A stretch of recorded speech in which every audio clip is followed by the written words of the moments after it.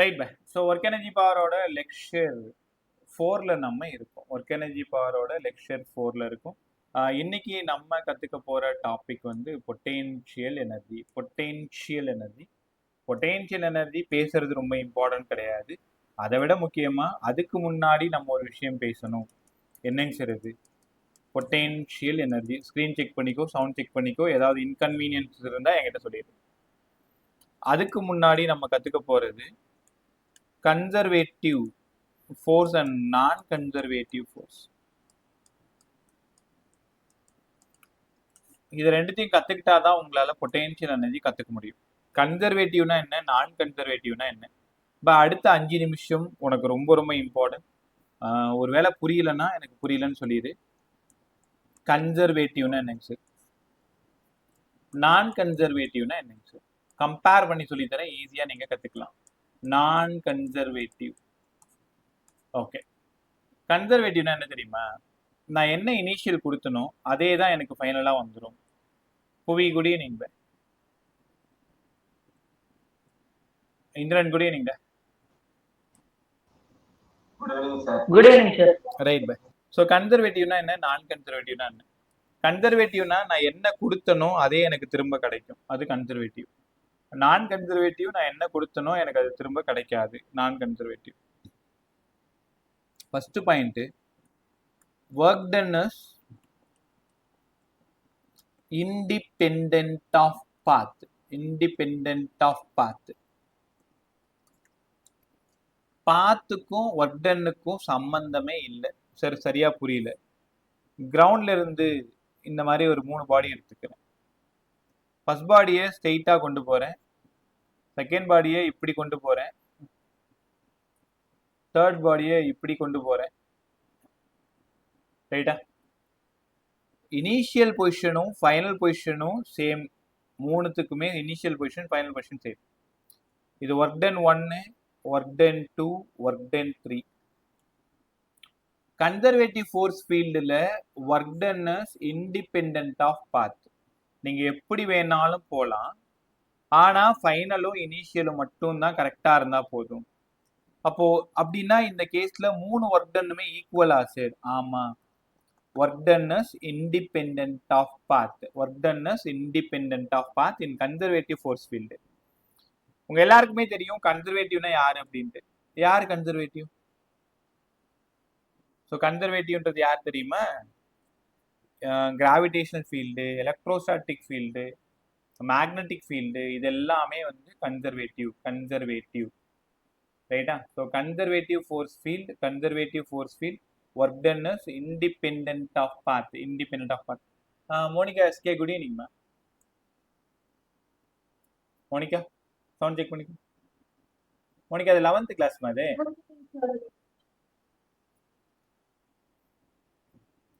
Right bye. ஆக்சுவலாக 2 அக்கா உள்ளே வந்து வெளில போயிட்டாங்க.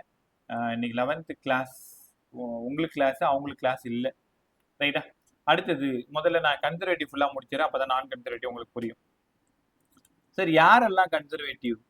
Gravitational conservative, magnetic conservative, electrostatics இதெல்லாம் கன்சர்வேட்டிவ். அப்போ கன்சர்வேட்டிவ் ஃபீல்டில் நீங்கள் ஒர்க் பண்ணுறீங்கன்னா பார்த்து ஒரு பெரிய பிரச்சனையே இல்லை. நீங்கள் எப்படி வேணாலும் கொண்டு போகலாம், ஆனால் இனிஷியலும் ஃபைனலும் மட்டும் கரெக்டாக இருந்தால் போதும். Work done 1, work done 2, work done 3 எல்லாமே ஈக்குவலாக இருக்கும். சரி, இன்னொரு எக்ஸாம்பிள் போட்டு காட்டுங்க, அப்போ தான் இன்னும் நல்லா எங்களுக்கு புரியும். ஏலேருந்து ஒரு பாடியை நான் பி கொண்டு போகிறேன், இது ஒர்க் டன் 1. வேற ஒரு வழியாக கொண்டு போகிறேன், ஒர்க் டன் 2. வேற ஒரு வழியாக கொண்டு போகிறேன், ஒர்க் டன் 3. இப்போ நான் கன்சர்வேட்டிவ் ஃபீல்டில் ஏலேருந்து ஒரு பாடியை பிக்கு நகர்த்துறேன். 3 பேரோட ஒர்க் டன்னும் same. Work done 1, work done 2, work done 3. அப்போ என்ன conservative force field work done is independent of path. சத்தியமாக இது நீட் கொஸ்டின் பை. இதுக்கு மேலே யார் மேலே ப்ராமிஸ் பண்ணுறதுன்னு எனக்கு தெரியல. நீங்கள் பக்கத்தில் இருந்தீங்கன்னா உங்கள் தலையில் வச்சு கை வச்சு ப்ராமிஸ் பண்ணிடுவேன், ஏன்னா அவ்வளோ important. Work done is independent of path. சரிங்க சார், புரிஞ்சிருச்சு. பாத்தை பற்றி கவலை இல்லை, இனிஷியலும் ஃபைனல் மட்டும் சேமாக இருந்தால் போதும். 3 ஒர்க் டன்னு ஈக்குவல்னு சொல்கிறீங்க, அவ்வளோதானே? சரி. இதில் சமீபத்தில் கேட்ட ஒரு நீட் கொஸ்டின், ஏலேருந்து ஒரு பாடி பிக்கு வருது. ஏல இருந்து ஒரு பாடி பிக்கு வருது, திரும்ப அகைன் ஏல இருந்து ஒரு பாடி பிக்கு வருது. இது 1, இது 2, இது 3. அவங்க என்ன சொல்லிட்டாங்கன்னா இது எல்லாமே கன்சர்வேட்டிவ்ல நடக்குதுன்னு சொல்லிட்டாங்க. அப்போ ஏல இருந்து நீ இந்த வழியா பிக்கு வர, தென் அகைன் இப்படி வரீங்க, அகைன் தேர்ட் பாத் வழியா வரீங்க. எப்படி பார்த்தாலும் ஒர்க் டன் 1ம் ஒர்க் டன் 2ம் ஒர்க் டன் 3யும் ஈக்குவல் தானே. ஏன்னா இந்த இடத்துல எது கன்சர்வேட்டிவ்ல நீங்க பண்றீங்க. Conservative force field work done is independent of path. ரொம்ப நேரமா இந்த ஒரு விஷயத்தை பத்தி தான் பேசிட்டு இருக்கேன். சரிங்க சார், புரிஞ்சிருச்சு. அதுக்கப்புறமா ஏல இருந்து ஒரு பாடியை பிக்கு நகர்த்துறீங்க, அகைன் பில இருந்து ஏக்கு நகர்த்துறீங்க. இது ஒர்க் டன் போகும்போது இது வரும்போது ஒர்க் டன். அப்ப இதோட டோட்டல் ஒர்க் டன் எவ்வளவு சார்? 0. சரியா புரியலையே. over a closed path work done equal to 0. over a closed path work done equal to 0. closed pathல work done கண்டிப்பா 0 தான் இருக்கும். சரி, புரிஞ்சிருச்சு. கத்துக்கிட்டீங்களா? அப்ப கன்சர்வேட்டிவ் ஃபோர்ஸ் ஃபீல்ட்ல work done is independent of path. எங்க ஆரம்பிக்கிறீங்களோ அதே இடத்துக்கு நீங்க திரும்பி வந்துட்டீங்கன்னா உங்களோட ஒர்க் டன் 0. உங்களுக்கு சரியா இன்னும் புரியலன்னா இது இப்ப ஈஸியா புரியும் பாரு. நீ கிரவுண்ட்ல இருந்து இப்ப ஏதாவது ஒரு டேபிள்ல உட்காந்தா நீங்க கிளாஸ் கவனிப்பீங்கல்ல, அது மேல இருக்கிற ஒரு பெண்ணை கையில் எடுங்க, செட்டை நைட் கொண்டு போங்க. போகும்பொழுது ஒர்க் டன் எம்ஜிஹெச், திரும்ப அங்கேருந்து வாங்க minus MGH, total work done 0.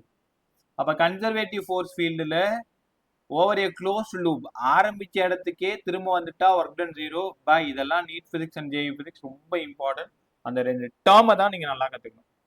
Work done is independent of path, over a close loop is 0. யாரெல்லாம் conservative? Gravitational conservative, electrostatic conservative, magnetic field conservative. அப்ப இந்த கன்சர்வேட்டிவ் ஃபோர்ஸ் ஃபீல்டுல ஒர்க் டன் கண்டிப்பா 0வா தான் இருக்கும்னு கத்துக்கணும். ரைட் சார், புரிஞ்சிருச்சு. அப்படியே நான் கன்சர்வேட்டிவ் கொஞ்சம் போங்களேன். நான் கன்சர்வேட்டிவ்ல ஒர்க் டன் பை இன்னைக்கு கிளாஸ் ரொம்ப இம்பார்ட்டன்ட். எனக்கு தெரிஞ்சு ஒர்க் எனர்ஜி பார்ல பசங்க கஷ்டப்படுறது பொட்டென்ஷியல் எனர்ஜி. அதாவது இன்னைக்கு டே ஃபுல்லா நம்ம என்ன பேச போறோமோ அந்த கான்செப்ட்ல தான், இன்க்ளூடிங் ரிப்பீட்டர் ஆல்சோ. அதனால இன்னைக்கு டேவை ரொம்ப நல்லா கவனிங்க. நாளைக்கு கிளாஸ் உங்களுக்கு ரொம்ப ஜாலியா இருக்கும். அதனால இன்னைக்கு ஒரு நாள் மட்டும் உங்ககிட்ட சொல்லிடு நீயே, இன்னைக்கு கிளாஸ் ரொம்ப இம்பார்ட்டன்ட், நம்ம 200% நல்லா கவனிச்சாதான் இன்னைக்கு நமக்கு நல்லா புரியும். அந்த மாதிரி ரொம்ப அட்டென்டிவா இருங்க. So work done is path dependent. உனக்கு புரியலன்னா ஒரே ஒரு வார்த்தை மைக் ஆன் பண்ணி சார்னு கூப்பிட்டு நான் இன்னொரு டைம் சொல்லித்தரேன். Work done is path dependent. பாத்தை டிபெண்ட் பண்ணி இருக்குமா? நான் கன்சர்வேட்டிவ் ஃபோர்ஸ் ஃபீல்ட்ல ஏல இருந்து ஒரு பாடி பிக்கு போகுது, ஏல இருந்து வேற ஒரு வழியா பிக்கு போகுது, ஏல இருந்து இன்னும் வேற ஒரு வழியா பிக்கு போகுது. இது work done 1, work done 2, work done 3. இது எல்லாமே நான் கன்சர்வேட்டிவ்ல நடக்குது. அதனால பார்த்து டிபெண்ட் பண்ணி இருக்கிறதுனால எல்லா ஒர்க் டன்னும் ஈக்குவலா தான் இருக்கணும்னு அவசியம் அல்ல. Work done is path dependent. Work done is path dependent. இது எல்லா ஒர்க் டன்னும் வேற வேற வேல்யூஸா இருக்கும். ரைட்டா? இங்க பாருங்களேன், ஒன்றும் இல்லை. இப்போ கிரவுண்ட்ல இருந்து ஒரு பாடியை ஏல இருந்து பிக்கு கொண்டு போறீங்க. ஒன்று ஸ்ட்ரெயிட்டா கொண்டு போயிடுறீங்க, இன்னொன்று இப்படி கொண்டு போறீங்க, இன்னொன்று இப்படி கொண்டு போறீங்க. எல்லாமே இனிஷியல் ஃபைனல் சேமா தான் இருக்கு, பார்த்து வேற வேற பார்த்தா இருக்கு. எல்லாமே இது நான் கன்சர்வேட்டிவ்ல நடக்குதுன்னு நினைச்சுக்கோங்களேன். நான் இன்னும் நான் கன்சர்வேட்டிவ் யாருன்னு உங்களுக்கு சொல்லலை, தோ சொல்றேன். அப்போ work done 1 not equal to work done 2 not equal to work done 3. In non conservative force field work done is dependent of path. Work done வந்து பாத்தை டிபெண்ட் பண்ணி இருக்குன்னு நல்லா கத்துக்கணும். சரி, புரிஞ்சிருச்சு. ஓவர் ஏ க்ளோஸ் லூப் என்ன சார் ஆகும்? ஏல இருந்து பிக்கு போறீங்க, அகைன் பில இருந்து ஏக்கு வரீங்க. ஒர்க் டன் ஷியரா not equal to 0. Over a closed path work done is not equal to 0. Sir நாங்க நம்ப மாட்டோம், ப்ரூஃப் கொடுங்க. ஒரு பாடியை இந்த பக்கமா நகர்த்துறீங்க, எஸ் அளவுக்கு நகர்த்துறீங்க.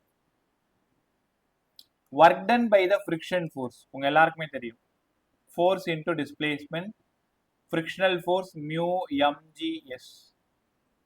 இங்க இருந்து போகும்பொழுது ஒரு மியூ எம்ஜிஎஸ், திரும்ப வரும் பொழுது ஒரு மியூ எம்ஜிஎஸ். அப்ப டோட்டல் ஒர்க் டன் ஒரு மியூ எம்ஜிஎஸ், இன்னொரு மியூ எம்ஜிஎஸ், அதனால 2 மியூ எம்ஜிஎஸ். கரெக்டா?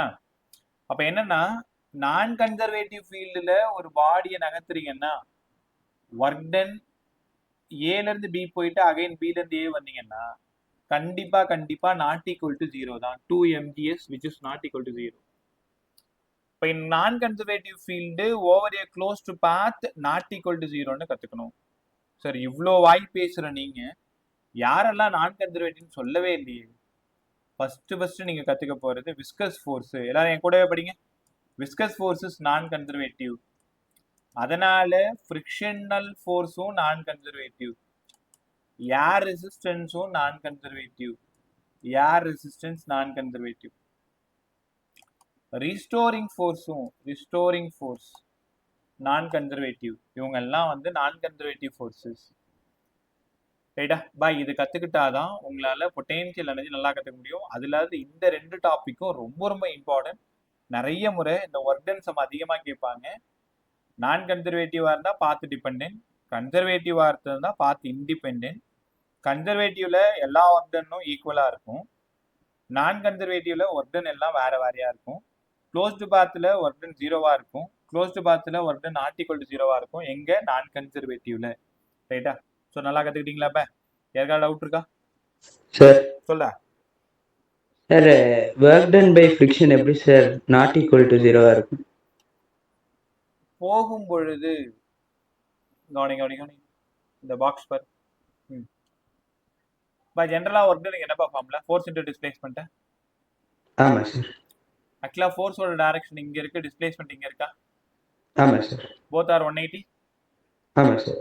மைனஸ். திரும்ப அங்கேருந்து வரும் பொழுது ஃப்ரிக்ஷன் இந்த பக்கம் இருக்கா? ஆமா சார். பாடி இந்த பக்கம் நகருதா? ஆமா. அங்கேயும் 180 தானே? ஆமா சார், இங்கேயும் மைனஸ் தான். அப்ப ரெண்டும் சேர்த்து ஆட் பண்ணா -2 மியூ எம்ஜிஎஸ் தான். Okay sir. அப்ப டோட்டல் ஒர்க் டன் கண்டிப்பா நாட் ஈக்குவல் டு 0. நான் உங்களுக்கு மேக்னெட்டியூட் மட்டும் போட்டு காமிச்சேன். ரைட்டா? Okay, thank you. வேற யாருக்கா ஏதாவது திரும்ப சொல்லணுமா? அந்த மாதிரி ஏதாவது டக்குனு கேட்டுரு. எல்லாமே நம்ம தான், யாருக்காகவும் கூச்சப்படாது. ஐயோ பசங்க என்ன நினைப்பாங்க அப்படிலாம் கிடையாது. ரைட்டா? சூப்பராக கற்றுக்கோங்க. அடுத்தது பொட்டென்ஷியல் எனர்ஜி. இது எப்படி கற்றுக்க போறீங்கன்னு எனக்கு தெரில, பட் நான் பிரமாதமாக கற்றுக் கொடுக்குறேன். ஒரு டைம் சொல்கிறேன், புரியுதான்னு பாரு. 2வது டைம் அது ஒன்றும் இல்லாத நம்ம பண்ணிடணும். ரைட்டா? ஸோ வரப்போகிற 45 மினிட்ஸ் வேற உலகத்துக்குள்ளாரே நீங்கள் போகக்கூடாது. இந்த உலகத்துக்குள்ளார இருக்கணும். எல்லாமே பொட்டென்ஷியல் எனர்ஜியை பிரமாதமாக கற்றுக்கலாமா? Potential energy. Sir potential energy எந்த ஃபோர்ஸ் ஃபீல்டில் சார் இருக்கும்? Potential energy explain only conservative force field. முதல்ல இதை படிங்க. Conservative force field. பொட்டென்ஷியல் எனர்ஜியை எங்க எக்ஸ்பிளைன் பண்ணுவோம்? கன்சர்வேட்டிவ்ல மட்டும் தான் எக்ஸ்பிளைன் பண்ணுவோம். யாரெல்லாம் கன்சர்வேட்டிவ்? கிராவிடேஷனல். ஆமா சார், கிராவிடேஷனல் பொட்டென்ஷியல் எனர்ஜின்னு ஒன்று இருக்கு. கிராவிடேஷனல் பொட்டென்ஷியல் எனர்ஜி எலக்ட்ரோஸ்டாட்டிக்ஸ்ல படிப்போம். 12th போனீங்கன்னா எலக்ட்ரோஸ்டாட்டிக் பொட்டென்ஷியல் எனர்ஜின்னு ஒரு 5 மார்க் கொஸ்டின் பின்னாடி நீங்க படிப்பீங்க. மேக்னட்டிசம் போனீங்கன்னா மேக்னட்டிக் பொட்டென்ஷியல் எனர்ஜின்னு ஒன்று படிப்பீங்க. அப்போ இந்நேரம் உங்களுக்கு புரிஞ்சிருக்கும். Potential energy explains only conservative force ஃபீல்டில் மட்டும்தான் பொட்டென்ஷியல் எனர்ஜி நம்மளால எக்ஸ்பிளைன் பண்ண முடியும்.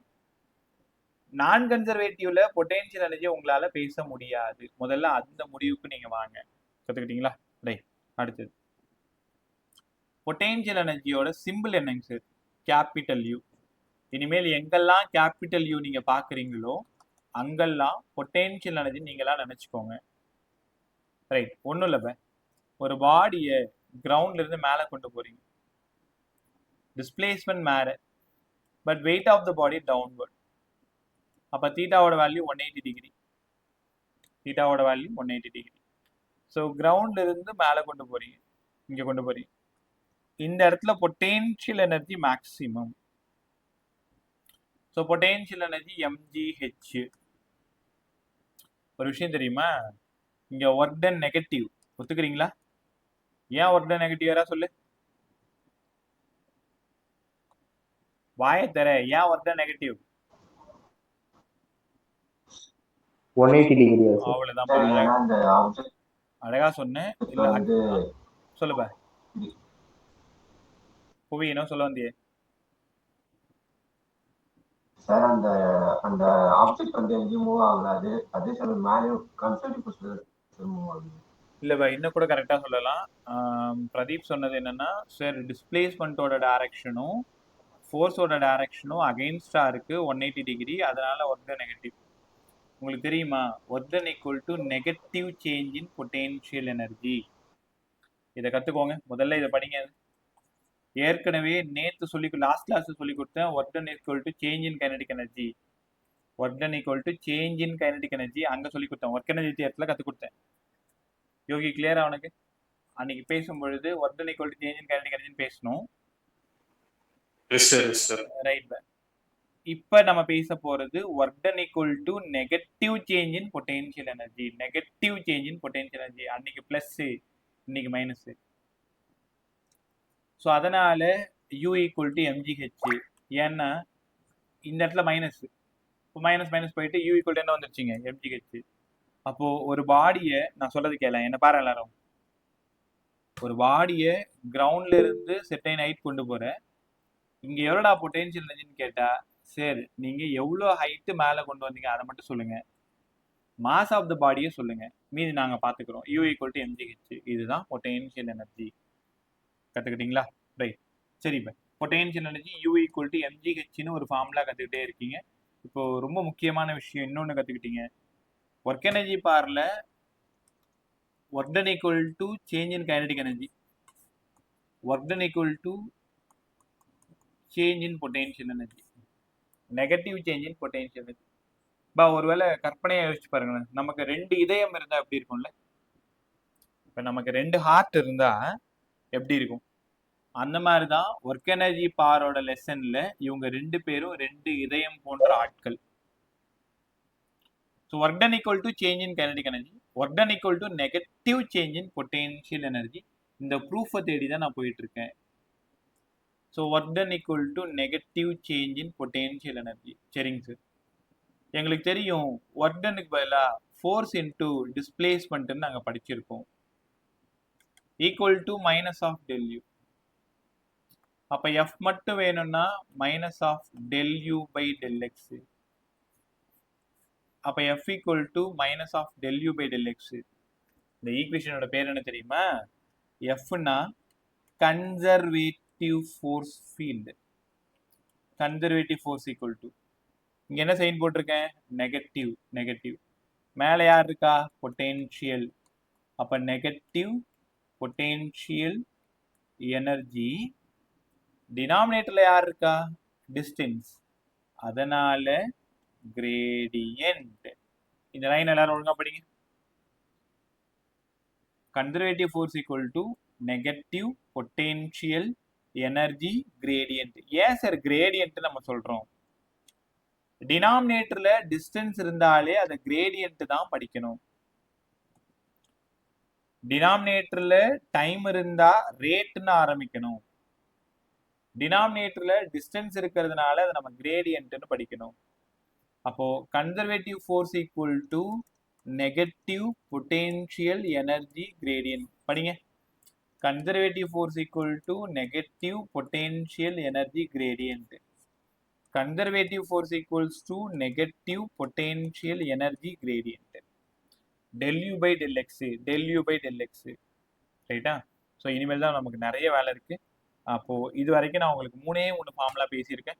Work done equal to change in kinetic energy, அது பழைய ஃபார்முலா. இன்னைக்கு நம்ம கத்துக்கிட்டது negative change in potential energy. ஃபோர்ஸுக்கும் பொட்டென்ஷியல் எனர்ஜி கிரேடியன்ட்டுக்கும் என்ன சம்மந்தம்னு கேட்டா minus of del you by del எக்ஸ்னு சொல்லணும். ரைட்.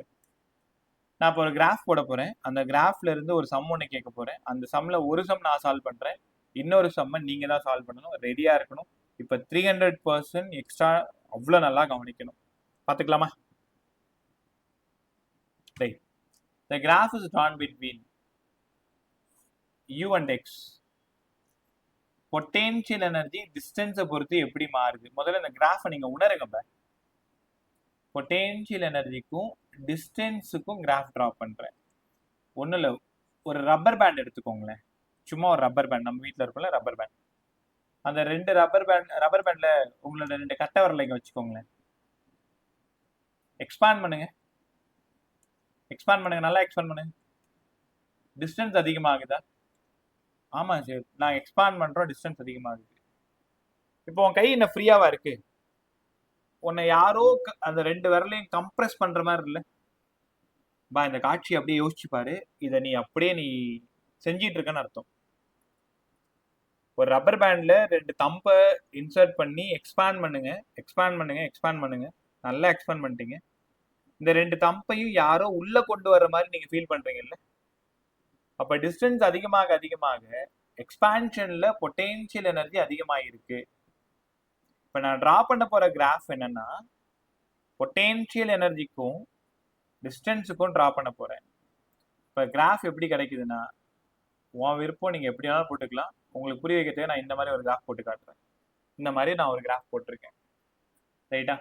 கவனமாக கவனிங்க. தெரியலன்னா சார்னு கூப்பிட்டு, நமக்கு என்ன எதுக்கு வம்பு, நம்ம பாட்டை கம்முன்னு இருப்போம் அப்படிலாம் இருந்துடாத. இதை நான் புரிய வைக்கலைன்னா நான் நல்ல டீச்சரே இல்லை, கற்றுக்கலன்னா நீ நல்ல பையனே கிடையாது, ரைட்டா? நல்ல ஸ்டூடெண்ட்டே கிடையாது. ஸோ அதனால் நம்ம 2 பேருக்குமே இது ரொம்ப ரொம்ப முக்கியமான விஷயம். இதை நான் நல்லா கற்றுக் கொடுத்தாகணும், நீங்கள் நல்லா கற்றுக்கிட்டு ஆகணும். 2 விஷயம் இருக்குது. இதில் நிறைய பாயிண்ட் நான் கன்சிடர் பண்ணுறேன். ABCDE, F யூஸ் பண்ணல, G யூஸ் பண்ணிக்கிறேன். ஏன்னா எனக்கு Fக்கு வேறு வேலை இருக்குது. எல்லாருமே பாயிண்ட் ஏவை பாருங்க. பாயிண்ட் ஏல ஒரே நிமிஷம்.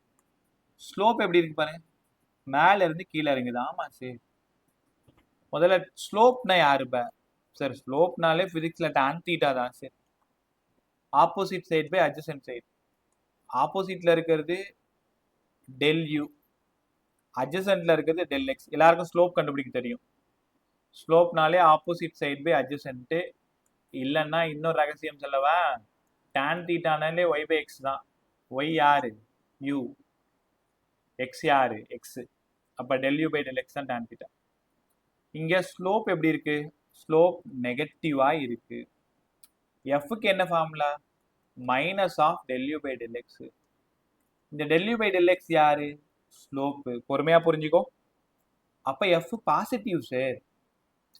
அட் ஏல ஃபோர்ஸ் பாசிட்டிவ். உங்களால உணர முடியுதா? இல்ல சார், இன்னும் கொஞ்சம் கூட நல்லா சொல்லுங்களேன். எல்லாரும் அட் சி பாருங்க. அட் சில ஸ்லோப்பு கீழே இருந்து மேல போகுது. அட் சி இது at A. At C slope positive. ஒத்துக்கிறீங்களா? ஸ்லோப் பாசிட்டிவ்னா எஃப்க்கு பதிலா minus of slope. Slope already positive, அப்ப எஃப் நெகட்டிவ் தானே. அப்ப நல்லா கத்துக்கிறீங்க, எஃபோட வேல்யூ நெகட்டிவ். அட் இ வாங்க. அட் இல சொல்ல சரி கவனி. ஃபர்ஸ்ட்லேயே சொல்லிட்டேன், புரியலன்றாப்ல. ஃபர்ஸ்ட்லேயே கவனி. யூக்கும் எக்ஸுக்கும் நம்ம கிராஃப் ட்ரா பண்றோம். புரியலன்னு சொல்லிடுங்க, நான் என்னோட கத்துறேன். கத்துக்காம மட்டும் வெளில போகாது. யூக்கும் எக்ஸுக்கும் கிராஃப் ட்ரா பண்றோம். The graph is drawn between potential energy and displacement. Graph இப்படி கிடைக்குது. இதுல ஏன்னு ஒரு பாயிண்ட், பின்னு ஒரு பாயிண்ட், சின்னு ஒரு பாயிண்ட், டி, இ, இந்த இடம் ஜின்னு எடுத்துக்கிறேன். ஏல ஸ்லோப் நெகட்டிவ், சில ஸ்லோப் பாசிட்டிவ். ஏன்னு உனக்கு புரியும். ஏல மேல இருந்து கீழே இறங்குது நெகட்டிவ், சில கீழே இருந்து மேல போகுது பாசிட்டிவ், இல மேல இருந்து கீழே இறங்குது நெகட்டிவ், பில ஸ்லோப் 0, டில ஸ்லோப் 0, ஜில ஸ்லோப் 0. முதல்ல ஸ்லோப்னா என்னன்னு தெரிஞ்சுக்கோங்களேன். ஸ்லோப்னா tan θ opposite side by adjacent சைடுன்னு அர்த்தம். பொறுமையா பார்க்கலாமா? எல்லாரும் அட்டியே பாருங்க. அட்டியேல ஸ்லோப்னா del u by del x which is negative. Slope negative. எஃபோட ஃபார்முலா என்ன? Minus of del u by del x. அப்ப மைனஸ் ஆஃப் மைனஸ், ஏன்னா del u by del x மைனஸ், அப்ப பாசிட்டிவா. இப்போ புரிஞ்சிருக்கும் உங்களுக்கு சார். அட் ஏல ஃபோர்ஸ் பாசிட்டிவ். ஆமா சார். அப்ப நீங்களே சொல்லுங்களேன், இதுக்கப்புறம் நம்ம கையை வைக்கணும்னு அவசியமே இல்லை. அட் சில slope positive, force negative. Position கிளியரா? சார் அப்ப del u by del x slope நாட்கள் நெகட்டிவ் தான் இருக்கும் சார். அதாவது அட் சில del u by del x வந்து பாசிட்டிவ். அட் சில del u by del x positive, அதனால Okay, f negative. Okay sir. பா எல்லாரும் சொல்லுங்க பா. அட் ல ஸ்லோப் என்ன? நெகட்டிவ். அப்ப ஃபோர்ஸ் என்ன? Positive sir. அவ்வளவுதான் பா. ஸ்லோப் நெகட்டிவா இருந்தா ஃபோர்ஸ் பாசிட்டிவ், அவ்வளவுதான். அப்ப slope negative, force positive. Sir இதெல்லாம் புரிஞ்சிருக்கு பா. இதெல்லாம் உனக்கு எதுவுமே பயன்படாது. அப்ப எதுதான் சார் எங்களுக்கு பயன்படும்? இங்க தான் இந்த 3 பாயிண்ட் தான் ரொம்ப ரொம்ப இம்பார்ட்டன்ட். அட் பில ஸ்லோப் 0 ஒத்துக்கிறீங்களா? அட் பில ஸ்லோப் 0. ஏன் sir 0? del u constant, del u by del x. அப்ப del u கான்ஸ்டன்ட்ன்றதுனால 0, u constant, del u 0. அதனால ஃபோர்ஸ் 0. எங்கெல்லாம் ஃபிளாட்டா இருக்கோ அங்கெல்லாம் ஃபோர்ஸ் 0. கத்துக்கிட்டீங்களா? அட் டில ஃபோர்ஸ் 0, அட் ஜில ஃபோர்ஸ் 0. நீங்க ஏசிஇ மறந்துருங்க பா. ஏசிஇ இது மூணுத்தையும் மறந்துருங்க, அது நமக்கு தேவையில்லை. பிடிஜி இதுதான் நமக்கு தேவை. பி என்ன ஈக்குலிபிரியம், டி என்ன ஈக்குலிபிரியம், ஜி என்ன ஈக்குலிபிரியம்? யாரை கெஸ் பண்ண முடியுமா? Stable, unstable, neutral.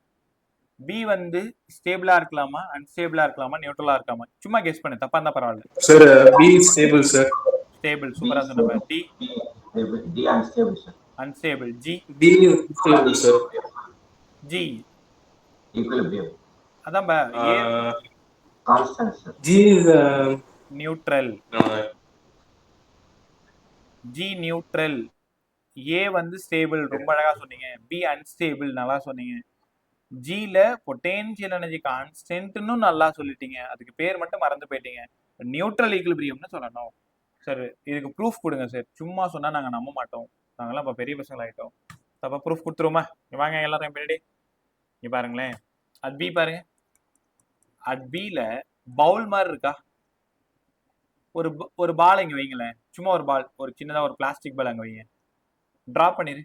இந்த பால் என்ன பண்ணும்? இப்படியே வந்து மேலே போகும், திருப்பி மேலே போகும், திருப்பி மேலே போகும், திருப்பி மேலே போகும், லாஸ்ட் இங்க வந்து உட்காந்துக்கும். இப்போ பாடி ஸ்டேபிளா இருக்கு.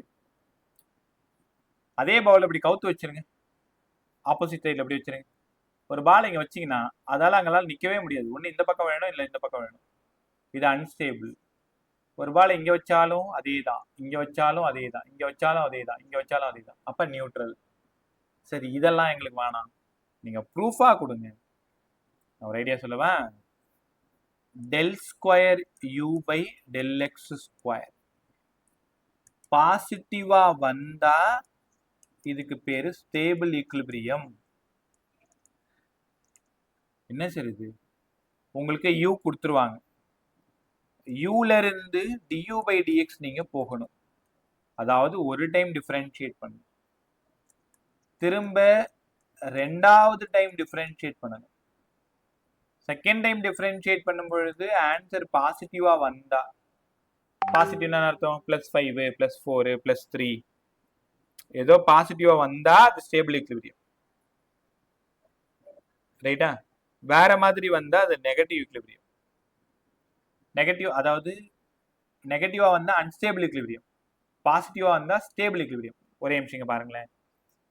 மறுபடியும் யூல இருந்து du by dx பண்றீங்க, d square u by dx square போறீங்க. ஒருவேளை ஆன்சர் நெகட்டிவா வந்தா அன்ஸ்டேபிள் ஈக்குலிபிரியம்னு புரிஞ்சுக்கணும், பாசிட்டிவா வந்தா ஸ்டேபிள் ஈக்குலிபிரியம் புரிஞ்சுக்கணும். சாரிப்பா நான் தான் உளறிட்டேன். அப்ப d square u by dx square positive, stable, negative, unstable. எப்ப சார் நியூட்ரல் கண்டுபிடிக்கிறது? ஒரு டைம் டிஃபரன்ஷியேட் பண்றேன், ரெண்டாவது டைமும் டிஃபரன்ஷியேட் பண்றீங்க, 0 வருது சார். செகண்ட் டைம் டிஃபரன்ஷியேட் பண்ணும் பொழுது 0 வந்தா அதுக்கு பேரு நியூட்ரல் ஈக்லிபிரியம். இதுதான் எங்க ஐடியா. இல்ல இப்ப சம் போட போறோம், கவனமா கத்துக்கிட்டே வா. இப்ப இதுல கிராஃப் பாருங்க. ஈக்லிபிரியம்னு கேட்டாலே உங்களுக்கு தோண வேண்டியது F 0 பண்ணணும். ஃபைண்ட் தி ஈக்லிபிரியம் பொசிஷன். உடனே நீங்க F 0 பண்ணணும். ஸ்டேபிளா அன்ஸ்டேபிளா 2 டைம் டிஃபரன்ஷியேட் பண்ணணும். கத்துக்கிட்டீங்களா? அப்ப இனிமேல் ஈக்லிபிரியம்ன்ற ஒரு வார்த்தையை பார்த்துட்டாலே உங்களுக்கு என்ன தோணணும்? F 0. நீயே பாரு, அட் B தான் ஸ்டேபிள், அட் D தான் அன்ஸ்டேபிள், அட் G தான் நியூட்ரல். ஸோ அப்ப ஸ்டேபிள் ஈக்லிபிரியமா அன்ஸ்டேபிளா நியூட்ரலான்னு கண்டுபிடிக்கணும்னா கண்டிப்பா அங்க F 0 தானே ஆகணும். ஸோ F 0 ஆனாதான் அது என்ன ஈக்லிபிரியம்னு உங்களால கண்டுபிடிக்க முடியும். ரைட்டா? சரி பா, நான் ஒரு சம் போடுறேன், நீங்க ஒரு சம் போடுறீங்களா? வாங்க. சம் நம்பர் 1, க்கு பதிலா ax மைனஸ் bx ஸ்கொயர். க்கு பதிலா ax மைனஸ் bx ஸ்கொயர். என்ன கேள்வி கேட்டிருக்காங்க தெரியுமா? இது ஸ்டேபிளா அன்ஸ்டேபிளா? First question. Find the position of equilibrium. X வேணும். எந்த இடத்துல இது ஈக்லிபிரியமா இருக்கு? இந்த சம்ல வருஷம் நான் பசங்க பண்ற தப்பு, ஒரு சின்ன சைன் பிரச்சனை. பாத்துருவோமா? முதல்ல எஃப் கண்டுபிடிங்க. எஃப்க்கு பதிலா minus of du by dx. ஆமா சார், மைனஸ் ax பண்ணா a, bx ஸ்கொயர் பண்ணா 2bx. f equal to minus a plus 2bx. இந்த மைனஸ் உள்ள தள்ளிட்டேன். இது f ஓட ஈக்குவேஷன். ஈக்லிபிரியம் பொசிஷன் நீங்க கண்டுபிடிக்கணும்னா கண்டிப்பா f க்கு நீங்க 0 கொடுக்கணும். ஸ்டெப் புரிஞ்சுக்கோங்க. அப்ப f க்கு 0 கொடுத்துட்டீங்கன்னா minus a 2bx equal to 0, 2bx equal to a. x மட்டும் வேணும்னா a by 2b. இதுக்கு என்ன தெரியுமா அர்த்தம்? கரெக்டா இந்த பொசிஷன்ல தான் அது ஈக்லிபிரியமா இருக்கு. x equal to a by 2b ல தான் ஈக்லிபிரியமா இருக்கு. ரைட்டா? ஸோ அடுத்தது ஸ்டேபிளா அன்ஸ்டேபிளான்னு கண்டுபிடிக்கணும். அவங்க முதல்ல என்ன பண்ணியிருக்காங்க? ax மைனஸ் bx ஸ்கொயர்னு கொடுத்துருக்காங்க. நீங்க மறுபடியும் ஃபர்ஸ்ட்ல இருந்தா வரணும். இந்த ஈக்குவேஷனை டிஸ்டர்ப் பண்ணக்கூடாது. எஃப்ல ஒரு நெகட்டிவ் எக்ஸ்ட்ரா வரும், அதனால எஃப் ஈக்குவேஷன் நீங்க எடுக்கக்கூடாது. ஸ்டேபிளா அன்ஸ்டேபிளான்னு கண்டுபிடிக்கணும்னா நீங்க மறுபடியும் முதல்ல இருந்து தான் வரணும். ax minus bx square. ஒரு டைம் டிஃபரன்ஷியேட் பண்ணுங்க. a minus 2bx. ரெண்டாவது டைம் டிஃபரன்ஷியேட் பண்ணுங்க. Minus 2b. அவங்களே சொல்லிக்கிட்டாங்க b பாசிட்டிவ் வேல்யூ, அப்படின்னா நெகட்டிவ் சார். அப்ப d square by dx square நெகட்டிவா இருக்கிறதுனால நீங்களே சொல்லுங்க பாய், இந்த இந்த இது என்ன ஈக்லிபிரியம்? ஸ்டேபிளா அன்ஸ்டேபிளா நியூட்ரலா? Unstable, sir. அவ்வளவுதான் பாய், அன்ஸ்டேபிள். அவ்வளவுதான், பிரமாதமா சொன்னீங்க. அன்ஸ்டேபிள் ஈக்லிபிரியம் பாய், இப்படிதான்பா கண்டுபிடிக்கணும். இந்த சம் ரொம்ப ஈஸி. ஆனா பசங்க அதை புரிஞ்சிக்காம கஷ்டப்படுறது. நான் லாஸ்ட் இயர்ல ரிப்பீட்டர் பண்ண தப்பு நான் சொல்லிட்டேன். அவன் என்ன தெரியுமா பண்ணுவான்? இந்த எஃப்க்கு பதிலாக டியூ பை டிஎக்ஸ் தானே, இந்த ஈக்குவேஷனை இன்னொரு டைம் பண்ணிடுவான். அப்போ ஆன்சர் என்ன ஆயிடுது பாருங்க? பாசிட்டிவ் ஆயிடுது. ஏன்னா ஏ 0 ஆயிடுது, 2bx பிளஸ் 2b ஆயிடுது. அப்போ நியூட்ரல்னு தப்பா டிக் பண்ணிடுவாங்க. நான் திரும்பவும் சொல்றேன், டைப் ஆஃப் ஈக்லிபிரியம் கண்டுபிடிக்கணும்னா நீங்க எஃப்ல இருந்து வரக்கூடாது. எங்க இருந்து வரணும்? திரும்ப ஃபர்ஸ்ட்ல இருந்து வரணும். ஈக்லிபிரியம் பொசிஷன் கண்டுபிடிக்கணும்னா தான் எஃப் கண்டுபிடிக்கணும். சரி, இன்னும் கூட ஒரு சம் போட்டு காட்டினா நல்லா இருக்கும் சார், ஈஸியா கத்துப்போம். இங்க வாங்களேன். u equal to 2x square minus 3x. கேள்வி, find the equilibrium position and type of equilibrium. இதான் கொஸ்டின். முதல்ல f கண்டுபிடிக்கணும். Minus of del u by del x. மைனஸை மறந்துடாத. 4x minus 3 minus 4x plus 3. இது f ஓட வேல்யூ. ஈக்லிபிரியம் பொசிஷன் கண்டுபிடிக்கணும்னா f நீங்க must be 0 கொண்டு கொடுக்கணும். ஸோ f 0 கொடுத்ததுனால minus 4x plus 3 equal to 0. 4x equal to 3 ஆயிடுது. x equal to 3 by 4. இந்த பொசிஷன்ல தான் சார் ஈக்லிபிரியம். ரைட், சூப்பரா புரிஞ்சிச்சு. இந்த பொசிஷன்ல தான் ஈக்லிபிரியம். ஏன்பா இது ஸ்டேபிளா அன்ஸ்டேபிளா? ஒரு நிமிஷம் இருங்க சார். யூக்கு பதிலா 2x² minus 3x. First time differentiate பண்ணுங்க du பை dx. அதனால 4x minus 3. Second time differentiate பண்ணீங்கன்னா இந்த டேர்ம் 0 ஆயிடும். ஆன்சர் 4. ஆமா சார், பாசிட்டிவ் வேல்யூ. அவ்வளவுதான் பா, சூப்பரா சொன்னீங்க. Which is stable equilibrium. இவ்வளவு ரொம்ப சிம்பிள் சம். ஆனா எனக்கு என்ன பயம்னா, நீங்க ஃபர்ஸ்ட்லேருந்து டிஃபரன்ஷியேட் பண்ணாம படிச்சு படிச்சு சொன்னாலும் தப்ப வேணும்னே தேடி தேடி போய் பண்ற ஆட்கள் தான் நம்ம ஆட்கள். ஏன்னா எஃப்க்கும் டியூ பை டிஎக்ஸ் தான். என்ன பிரச்சனை, நம்ம ஃப்ரண்ட்ல ஒரு மைனஸ். திரும்ப இதை இன்னொரு டைம் டிஃபரன்ஷியேட் பண்ணா d square u by dx square நினைச்சுக்கிட்டு இதே பண்ணிடுறது. நீங்க ஈக்லிபிரியம் கண்டுபிடிக்கணும்னா மறுபடியும் ஃபர்ஸ்ட்ல இருந்து வரணும். அதாவது டைப் ஆஃப் ஈக்லிபிரியம் கண்டுபிடிக்கணும்னா மறுபடியும் ஃபர்ஸ்ட்ல இருந்து வரணும். பொசிஷன் ஆஃப் ஈக்லிபிரியம் கண்டுபிடிக்கணும்னா F minus of d U by d X போட்டு எஃப்க்கு 0 கொடுக்கணும். ரைட்டா? பை இன்னும் ஒரே ஒரு கொஸ்டின் மட்டும். Sum number 3. யூவோட value 4x minus 5x square. என் கேள்வி, find the position of equilibrium and type of equilibrium. Position கண்டுபிடிக்கணுமா? சரி, minus of del you by del X minus 4 minus 10x. எஃப்க்கு பதிலா minus 4 plus 10x. F 0, position of equilibrium கண்டுபிடிக்கணும். 10x equal to 4. உனக்கு புரிஞ்சிருக்கும். F 0ன்னு கொடுத்துட்டா minus இந்த பக்கம் எடுத்துட்டு வந்துட்டேன். எக்ஸுக்கு பதிலா 4 பை 10 2 பை 5. இது எக்ஸ். இந்த பொசிஷன்ல தான், இந்த டிஸ்டன்ஸ்ல தான் அது ஈக்லிபிரியமா இருக்கு. ஒருவேளை ஸ்டேபிளா இருக்கலாம், இல்லை அன்ஸ்டேபிளா இருக்கலாம். ஸ்டேபிளா அன்ஸ்டேபிளான்னு நம்ம கண்டுபிடிக்கணும். மறுபடியும் கொஸ்டினை ஃபர்ஸ்ட்ல இருந்து எழுதணும். யூக்கு பதிலா 4x minus 5x square. First time differentiate பண்றீங்க 4 மைனஸ் 10x. ரெண்டாவது டைம் டிஃபரன்ஷியேட் பண்றீங்க மைனஸ் 10. ஆமா சார், நெகட்டிவ். அதனால இது அன்ஸ்டேபிள் ஈக்லிபிரியம்னு நீங்க புரிஞ்சுக்கணும். அப்ப ஆன்சர் பாசிட்டிவ்ல வந்தா 0, நெகட்டிவ்ல வந்தா, சரி, பாசிட்டிவ்ல வந்தா ஸ்டேபிள், நெகட்டிவ்ல வந்தா அன்ஸ்டேபிள், 0ல வந்தா நியூட்ரல். ரைட்டா? பா இன்னும் ஒரே ஒரு சம் மட்டும் இங்க பாருங்களேன். இந்த சம் நீங்க ட்ரை பண்றீங்களா? சம் நம்பர் 4 கரெக்டா சொல்லு. Find the position of equilibrium and type of equilibrium. u equal to 4 minus 5x.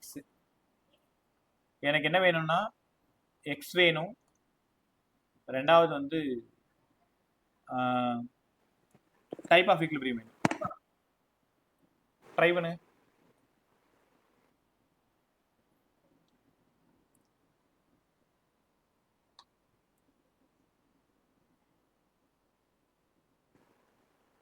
Sir, x0 sir. Neutral sir. x0 neutral. பிரமாதமா சொல்லிட்டீங்க. இப்போ x0 தென் வந்து நியூட்ரல் ஈக்லிபிரியம். மற்ற எல்லாருக்கும் அது கிடைக்குதுன்னு பாருங்க. Yes sir, x0 neutral sir.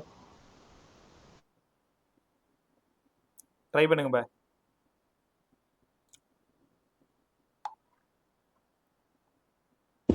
Sir, x0 neutral sir. x0 neutral. எஃப்க்கு பதிலா minus of del you by del X minus 0 minus 5. So அப்படின்னா ப்ளஸ் 5. எஃப்க்கு பதிலாவா, அதாவது 0. இங்கே எக்ஸே இல்லை, அதனால 0. இந்த மாதிரி கொஸ்டின் கொடுக்கறதுக்கு வாய்ப்பு இல்லை. பட் நியூட்ரல்னு வரும்ன்றது உங்களுக்கு சொல்றதுக்காக தான் நான் பண்ணியிருந்தேன். 2 டைம் டிஃபரன்ஷியேட் பண்ணீங்கன்னா d square u by dx square equal to 0. Solve பண்ணீங்கன்னா இது ஒரு நியூட்ரல் ஈக்லிபிரியம்னு புரிஞ்சுக்கணும்.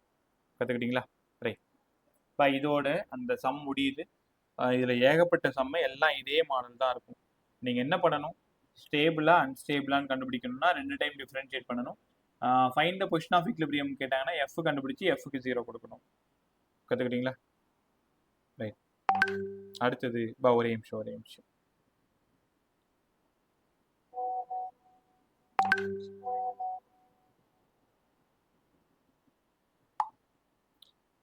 நிமிஷம்.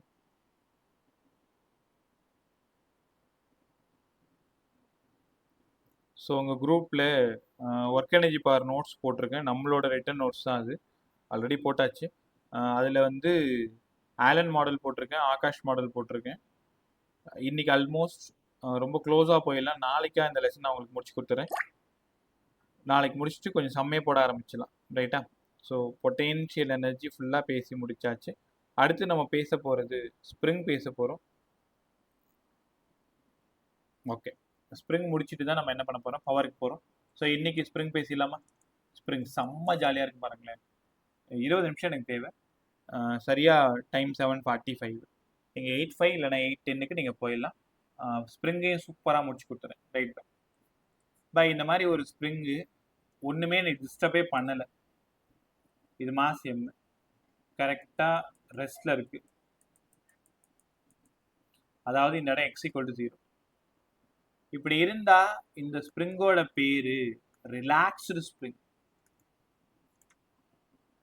இந்த ஸ்ப்ரிங்கோட பேர் ரிலாக்ஸ்டு ஸ்ப்ரிங். கற்றுக்கிட்டீங்களா? அடுத்தது இந்த சும்மா இல்லாமல் நான் என்ன பண்ணுறேன், எம் மாஸை எக்ஸ்டர்னல் ஃபோர்ஸ் கொடுத்து இந்த பக்கமாக புஷ் பண்ணுறேன், இழுக்கிறேன். அது எக்ஸ் அளவுக்கு டிஸ்பிளேஸ் ஆகிருக்கு. அப்போ இதுக்கு பேர் எக்ஸ்பாண்டட் ஸ்ப்ரிங். ஆமாம் சார், எங்களுக்கு பார்த்தாலே தெரியுது. மேலே இருக்கும்போது ரிலாக்ஸ்டு ஸ்ப்ரிங் இல்லைன்னா நார்மல் ஸ்ப்ரிங். நான் அதை இழுத்துட்டேன், எக்ஸ்பாண்டட் ஸ்ப்ரிங், எக்ஸ் அளவுக்கு எக்ஸ்பாண்ட் ஆகிருக்கு.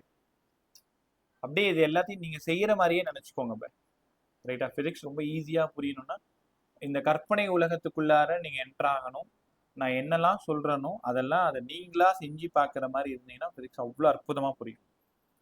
அடுத்தது நான் என்ன பண்ணுறேன்னா, இந்த ஸ்ப்ரிங்கை கம்ப்ரெஸ் பண்ணியிருக்கேன், அழுத்தியிருக்கேன். எக்ஸ்டர்னல் ஃபோர்ஸ் கொடுத்து உள்ளே கம்ப்ரெஸ் பண்ணியிருக்கேன் எக்ஸ் அளவுக்கு. அப்போ இதுக்கு பேர் என்னன்னா compressed spring. Compressed spring, relaxed spring, expanded spring, compressed spring. x=x, இங்கே x=x கம்ப்ரெஸ் ஆயிருக்கு. ரொம்ப முக்கியமான விஷயம், புதுசாக ஒரு ஆளை உள்ளே கொண்டு வரும். யார் சார் அவன்? அவனோட பேரு தான் ரிஸ்டோரிங் ஃபோர்ஸு. ஸ்ப்ரிங்னாலே ரிஸ்டோரிங் ஃபோர்ஸு கண்டிப்பாக இருக்கும். எலாஸ்டிக் பேண்ட்ஸ் எல்லாத்துலேயுமே ரிஸ்டோரிங் ஃபோர்ஸ் இருக்கும். ஒன்றும் இல்லை, ஒரு ரப்பர் பேண்டை ஸ்ட்ரெச் பண்ணுற, விட்டா அது மறுபடியும் ஒரிஜினலுக்கு வந்துடும். ஆமாம், அப்படியே நிற்க வேண்டியது தானே. இங்கே பாருங்க, ஒரு ரப்பர் பேண்ட் ஸ்ட்ரெச் பண்ணுறீங்க, இவ்வளோ பெருசாகிடுச்சு. திரும்ப உங்களோட கைகளை எடுத்துட்டீங்க, மறுபடியும் தானே வரணும். நீ என்னதான் எக்ஸ்டர்னல் ஃபோர்ஸ் கொடுத்து ரப்பர் பேண்டை ஸ்ட்ரெச் பண்ணாலும் நீங்கள் அதை ரிலீஸ் பண்ணிட்டீங்கன்னா அது ஒரிஜினலுக்கு திரும்ப வந்துடும். அது ஒரிஜினலுக்கு கொண்டு வரதுக்கு யார் காரணம்? அவனோட பேரு தான் ரிஸ்டோரிங் ஃபோர்ஸு. தமிழில் ஃபயர் சர்வீஸ் மாதிரி மீட்டு கொண்டு வருதல்னு அர்த்தம். மீட்டு கொண்டு வருதல், ரிஸ்டோரிங் ஃபோர்ஸ். திரும்ப டிஃபார்ம் ஆனதை மறுபடியும் ஒரிஜினல் கொண்டு வரது தான் வந்து ரிஸ்டோரிங் ஃபோர்ஸோட வேலை. நான் என்ன பண்ணியிருக்கேன்னா, எக்ஸ்டர்னல் ஃபோர்ஸ் எந்த பக்கமாக கொடுத்துருக்கணும் அதுக்கு அகெயின்ஸ்டாக தான் ரிஸ்டோரிங் ஃபோர்ஸ் இருக்கும். சின்ன சின்ன விஷயங்களை ஆழமாக கற்றுக்குங்களேன். எக்ஸ்டர்னல் ஃபோர்ஸ் நான் 10 நியூட்டன் கொடுத்தா ரிஸ்டோரிங் ஃபோர்ஸும் 10 நியூட்டன் தான் இருக்கும். எக்ஸ்டர்னல் ஃபோர்ஸ் நான் எவ்வளோ கொடுக்குறனோ அதே தான் ரிஸ்டோரிங்கும் இருக்கும். ஆனால் பிரச்சனை என்னன்னா அகெயின்ஸ்டாக இருக்கும். இன்னொரு ரகசியம் சொல்லவா? ரிஸ்டோரிங் ஃபோர்ஸும் டிஸ்பிளேஸ்மெண்ட்டும் டைரக்ட்லி ப்ரொபோர்ஷனலாக தான் இருக்கும், ஆனால் அகெயின்ஸ்டாக இருக்கும். நீங்களே பாருங்க, ஃபர்ஸ்ட் டயக்ராமில் பாருங்க, அதாவது ஃபர்ஸ்ட் செகண்ட் டயக்ராம் பாருங்க. செகண்ட் டயக்ராமில் டிஸ்பிளேஸ்மெண்ட்டோட direction right side, but restoring force left side. அப்போ ரிஸ்டோரிங் ஃபோர்ஸும் டிஸ்பிளேஸ்மெண்ட்டும் ஒன்றுக்கு ஒன்று அகெயின்ஸ்டாக தான் இருக்கும். முதல்ல அதை நீங்கள் உணரணும். இங்கே டிஸ்பிளேஸ்மெண்ட் உள்ளே இருக்குது, ரிஸ்டோரிங் ஃபோர்ஸ் வெளில இருக்குது. அப்போ 180 டிகிரியாக இருக்கா? நல்லா கற்றுக்கலாமா? இங்கே வாங்களேன். இந்த டெரிவேஷன் இங்கேருந்து தான் ஸ்டார்ட் ஆகுது. Restoring force is directly proportional to displacement but act as a opposite direction, so only minus. அதனால தான் அந்த மைனஸ். சார் அப்போ ஒரு கான்ஸ்டன்ட் ஒன்று போட்டு விடுங்களேன். அந்த கான்ஸ்டன்ட் தான் கே. யார் சார் அவன்? கே தான். உனக்கு பிடிச்சா ஸ்ப்ரிங் கான்ஸ்டன்ட்னு சொல்லு. உனக்கு பிடிக்கலன்னா ஃபோர்ஸ் கான்ஸ்டன்ட் சொல்லுவோம், விருப்பம் தான். ஸ்ப்ரிங் கான்ஸ்டன்ட் இல்லைனா ஃபோர்ஸ் கான்ஸ்டன்ட். கே 2021 நீட்ல கேவோட யூனிட் கேட்டிருப்பாங்க. What is the unit of force constant? அப்பெல்லாம் கொஞ்சம் ஈஸியா இருக்கும் பேப்பர். லாஸ்ட் இயர் பேப்பர் தான் அநியாயமா பசங்களை சாவடிச்சிட்டாங்க பாவம். So K F by X newton by metre, newton by metre, newton mlt power -2 by L mt power -2. So unit of K mt power Newton per meter, dimension mt power -2. இதுதான்பா கேட்டிருப்பாங்க. நீங்க SI யூனிட்டை பொறுத்த வரைக்கும் 2 question எதிர்பார்க்கலாம். எல்லா NEET பிசிக்ஸ்லயும் எல்லா JE பிசிக்ஸ்லயும் SI யூனிட்ல இருந்து கண்டிப்பா 2 கொஸ்டின் இருக்கும். ஆனா அதுக்கு யாரும் அவ்வளவு முக்கியத்துவம் கொடுக்கறதே இல்லை. அதை படிச்சீங்கன்னா 2 கொஸ்டின் நீங்க ஈஸியா பண்ணிடலாம். கேக்கு பதிலா எஃப் பை எக்ஸ். ஆமா சார், கண்டுபிடிச்சிட்டோம். ரைட்டா? ஸோ இதோட எஃப்க்கு பதிலாக -kxன்னு ஒரு புது ஃபார்முலா கற்றுக்கிட்டீங்க. ஃபோர்ஸ் அதிகமாக கொடுக்க கொடுக்க டிஸ்பிளேஸ்மெண்ட் அதிகமாக தான் இருக்கும். But both are act as opposite direction. நான் 10 நியூட்டன் கொடுத்தா 10 சென்டிமீட்டர் எலாங்கேட் ஆகும். ஆனால் நான் எப்படி கொடுக்குறேனோ அதுக்கு அகெயின்ஸ்டாக தான் இருக்கும். ரீஸ்டோரிங் ஃபோர்ஸும் டிஸ்பிளேஸ்மெண்ட்டும் அகெயின்ஸ்டாக தான் இருக்கும். காரணம் எக்ஸ்டர்னல் ஃபோர்ஸும் ரீஸ்டோரிங் ஃபோர்ஸும் ஈக்குவலாக இருக்கும். திரும்பவும் சொல்றேன், மறுபடியும் நல்லா கத்துக்கோ, குழப்பிக்காத. எக்ஸ்டர்னலும் டிஸ்பிளேஸ்மெண்ட்டும் ஒரே டைரக்ஷன். டயக்ராம் போட்டு காட்டுறேன், புரியுதான்னு பாரு.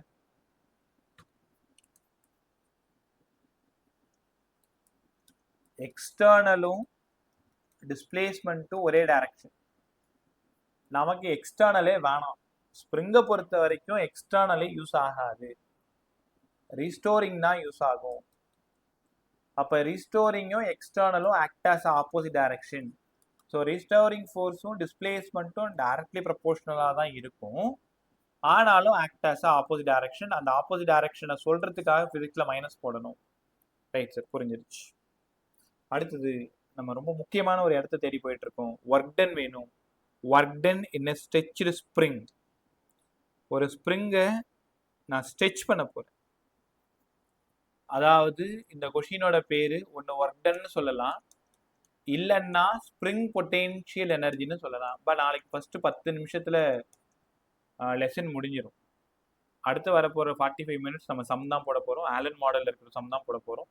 அதனால் கிளாஸை தயவு செஞ்சு மிஸ் பண்ணிடாது. வரும்போது கான்செப்ட்ஸ் எல்லாத்தையும் நல்லா படிச்சுட்டு வந்துரு. எல்லா சம்மையும் ஒழுங்காக பார்த்துட்டு, எல்லா ஃபார்முலாஸையும் ஒழுங்காக பார்த்துட்டு வந்துரு. Spring potential energy. இனிஷியலா ஒரு ஸ்ப்ரிங் ரெஸ்ட்ல இருக்கு, x = 0. அதுக்கப்புறமா அந்த ஸ்ப்ரிங்கை நான் x அளவுக்கு எக்ஸ்டர்னல் ஃபோர்ஸ் கொடுத்து ஸ்ட்ரெச் பண்ணியிருக்கேன். இதுக்கு நான் எவ்வளோ ஒர்க் பண்ணணும், இதான் கேள்வி. இதுக்கு எவ்வளோ ஒர்க் பண்ணியிருக்கணும்? உங்க எல்லாருக்கும் தெரியும், ஒர்க் டன் வேணும்னா force into displacement. Small work done வேணும்னா ஃபோர்ஸ் இன்ட்டு ஸ்மால் டிஸ்டன்ஸ். ஆமாம் சார், தெரியும் உங்களுக்கு. ஒர்க் வந்து ஃபோர்ஸ் இன்ட்டு டிஸ்பிளேஸ்மெண்ட். ஸ்மால் வேணும்னா dw dx. w வேணும், இன்டகிரேட் பண்ணிக்கோங்க சார். அப்போ f டாட் dx. லிமிட்டு இனிஷியலாக 0, ஃபைனலாக x. எஃப்க்கு பதிலாக -kxன்னு உங்களுக்கு நல்லா தெரியும். w = 0 to x -kx into ஒரு dx. ஆமாம் சார், இல்லை கே தான் சார் கான்ஸ்டன்ட். மைனஸ் தூக்கி வெளில கடாசிடுங்க. Integral of x into dx, அதனால x²/2.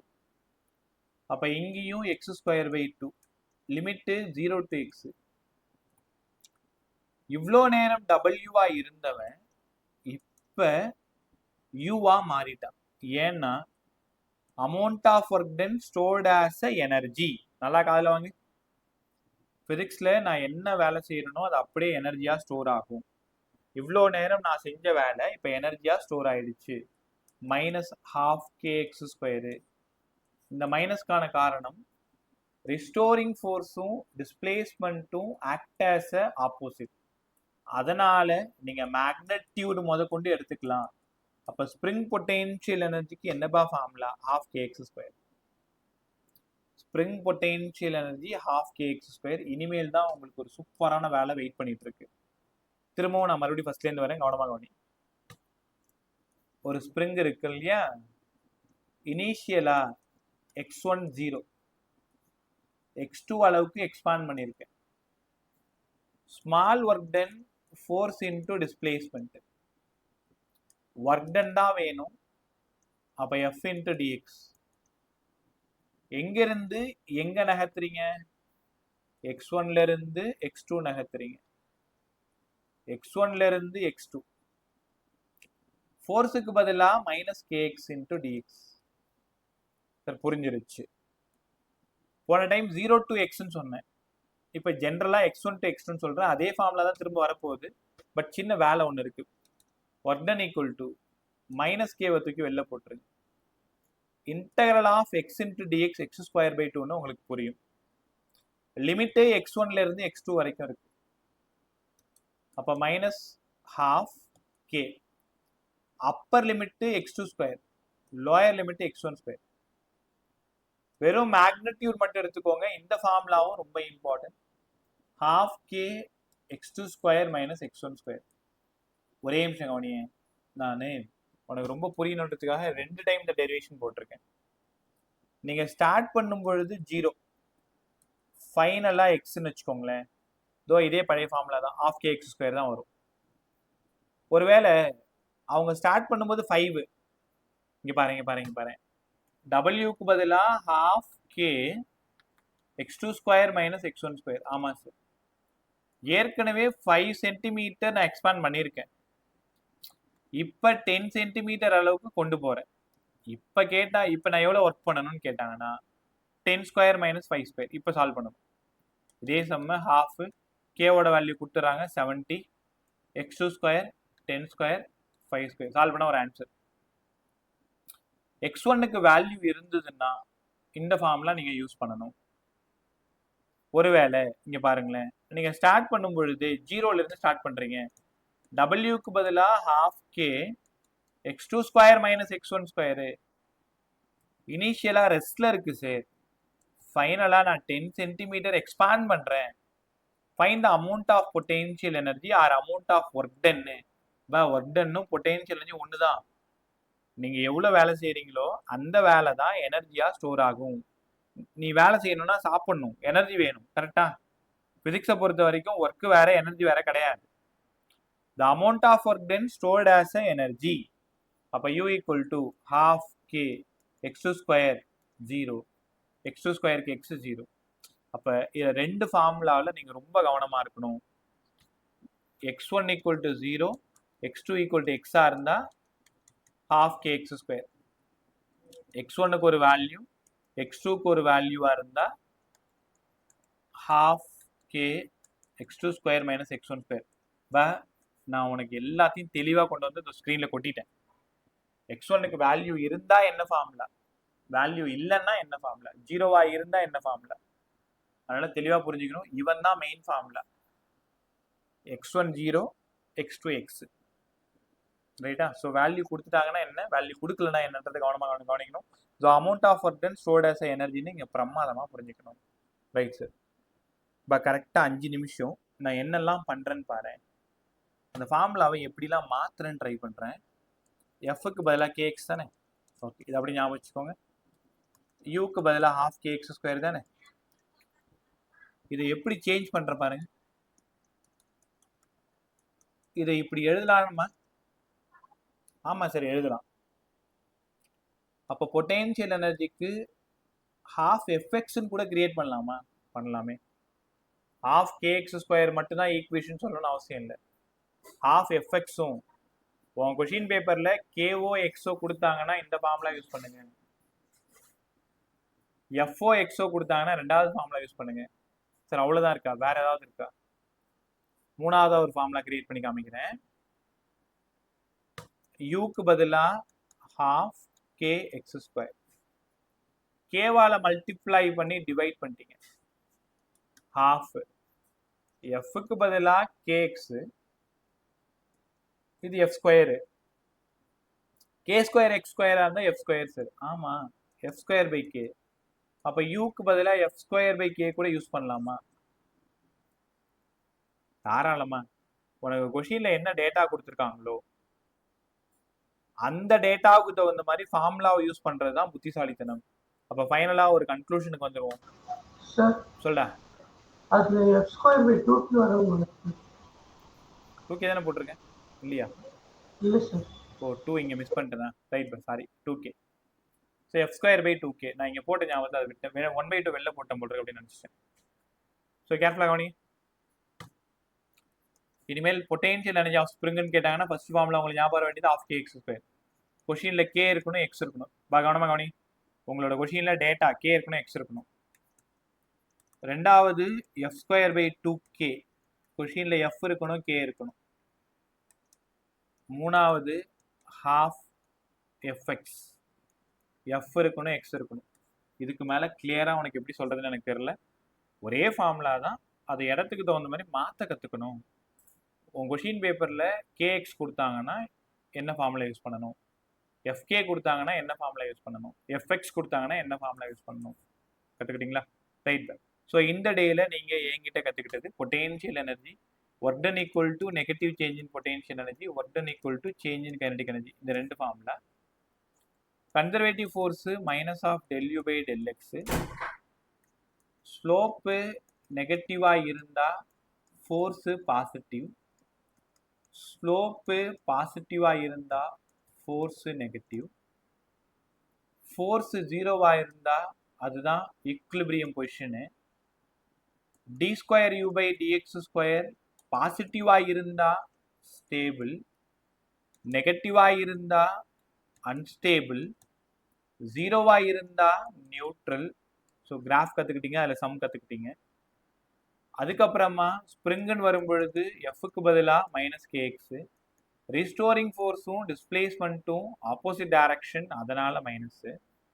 ஒர்க் டன்னுக்கான general equation half K x2 square minus x1 square. பெரும்பாலும் x1க்கு 0 தான் கொடுப்பாங்க, அதனால 0 கொடுத்துட்டாங்கன்னா பொட்டென்ஷியல் எனர்ஜி ஆஃப் கேஎக்ஸ் ஸ்கொயராக மாறலாம். 0 இல்லைன்னா வேல்யூ கொடுத்து சால்வ் பண்ணணும். அங்கேருந்து நம்ம போகிறது பொட்டென்ஷியல் எனர்ஜி ஈக்குவேஷனை மாடிஃபை பண்ணுறோம்.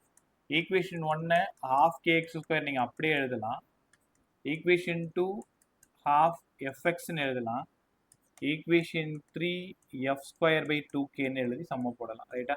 நீங்கள் ப்ராப்ளம்லாம் நீங்கள் ஒன்றும் பண்ண தேவையில்லை. நைட்டு உட்காந்து பேசின வரைக்கும் எல்லாத்தையும்